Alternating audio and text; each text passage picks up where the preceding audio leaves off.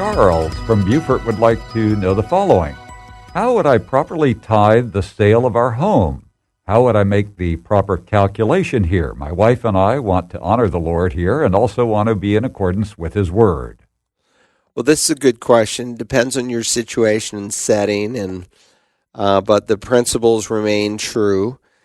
If you always tithe off of the increase. Someone asked a week or so ago about their business. Do they tithe off of the gross or do they tithe off of the net? Well, you tithe off of your income.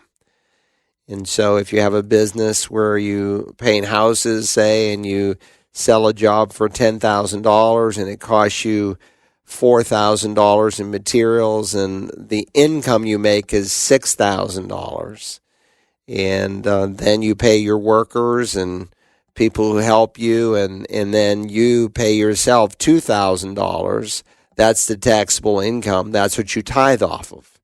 And you could take that same principle and apply it here. And by the way, some people say, well, I guess then if I get paid $2,000, then what I do is I pay my light bill and my mortgage payment and then whatever. No, that's a total, twisting of what I've just said.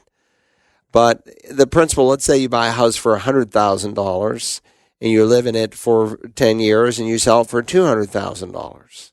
You've made $100,000 profit. Now, if you're down and over with that house and you're not going to, reinvest that money, and I'm an accountant by training, and so I'm not giving you accounting advice because I know as an accountant that laws change all the time, but the last time I looked, you still had 18 months to reinvest the capital gain without paying tax on it. So if you took that $100,000 in capital gain and you put it into your next house, then you haven't received any income, and neither did you have to pay any tax on it. You pay on the gain. But let's just say you say, no, I'm going to this house that I sold for $200,000. I'm going to put $150,000 of it into my next house. Well, then you have to pay capital gain tax on $50,000. So $50,000 is considered income to you, and that's what you would tithe off of. So I hope that makes sense. And technically, how do you determine the basis? Here's how the government would determine the basis. If you bought a house for $100,000 and you added an addition to it, where you put a $25,000 addition on it. So now you got $125,000 into the house, and you sold it for $150,000. Then they would take your base, and your base is what you paid for it plus improvements, not repairs, not painting the house or putting a new roof on it or fix it, rotted siding or changing the door, only improvements. And there's a certain category that becomes your base.